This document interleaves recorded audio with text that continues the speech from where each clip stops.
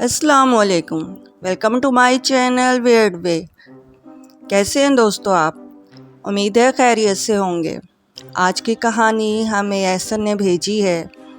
وہ کہتے ہیں کہ یہ ایک ایسے پیرالائزس پیشنٹ کی کہانی ہے جو تمام دن بھر تو بے ہوش رہتا تھا، کوما میں چلا جاتا اور رات ہوتے ہی اسے ہوش آ جاتی، اور وہ جس پیشنٹ کی طرف اشارہ کرتا اگلے دن اس کی موت واقع ہو جاتی۔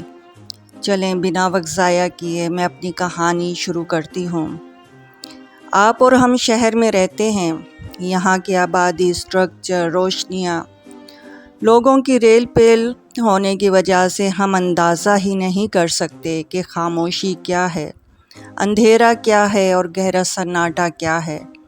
اندھیرے اور خاموشی میں ہونے والی ایسی ہی ایک واردات میرے دوست کے ساتھ پیش آئی جو اندرون سندھ کا رہائشی ہے۔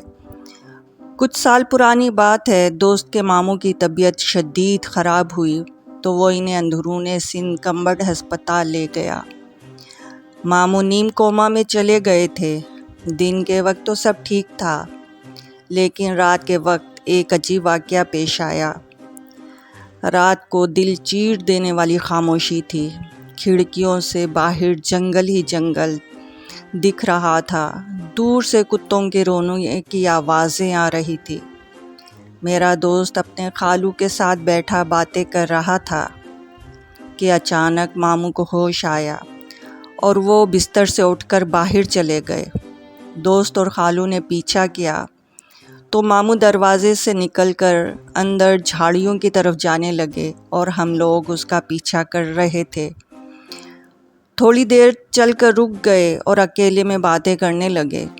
ماموں کسی کو بتا رہے تھے، بیڈ نمبر 3 نہیں، بیڈ نمبر 5 کی باری ہے۔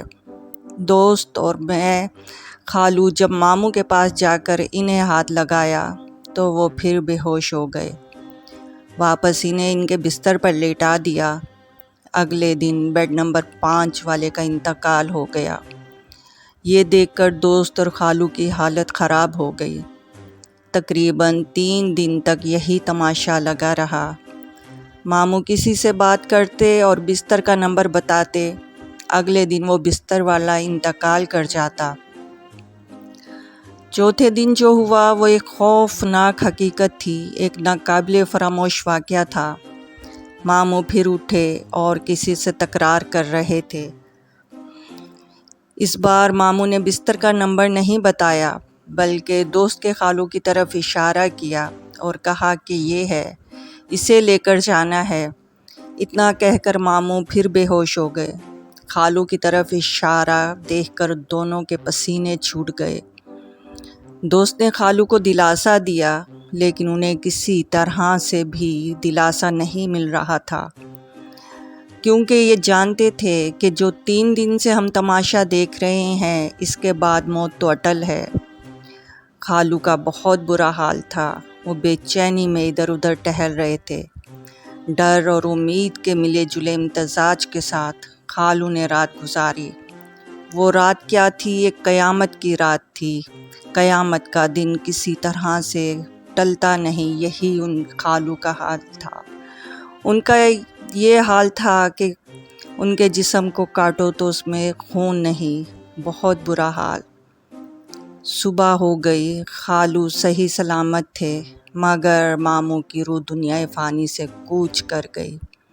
دوست اور خالو کو یقین نہیں ہو رہا تھا کہ وہ زندہ ہیں۔ ماموں کو دفنا آئے اور اگلے دن شہر میں بہت زیادہ مشہور ہو گیا کہ جو بندہ جو بھی بولتا تھا وہ سچ ہوتا تھا، اور آج خود ہی اس دنیا سے چلا گیا۔ وہ رات کو باہر ان کا دل بہت زیادہ گھبرا رہا تھا۔ خالو پوری رات واک کرتے رہے، کبھی ادھر جاتے کبھی ادھر جاتے۔ پوری رات خالو ٹہلتے رہے، ان کا دل بہت زیادہ گھبرا رہا تھا۔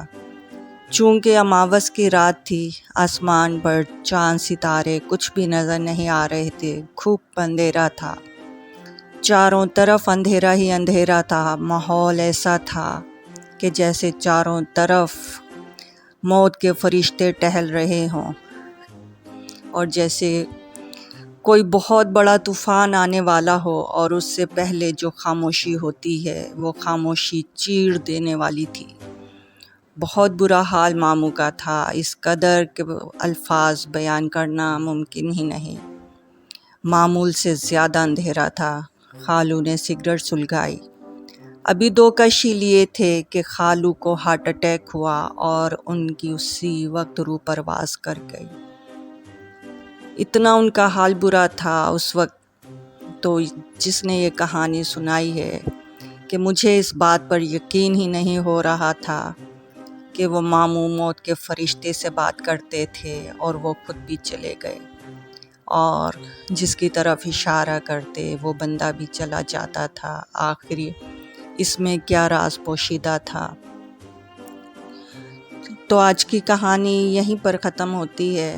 اگر آپ لوگوں کو میری کہانی پسند آئی ہے تو میرے چینل کو سبسکرائب کریں اور بیل آئیکن کو پریس کریں اور کمنٹس میں اپنی رائے سے مجھے آگاہ کریں۔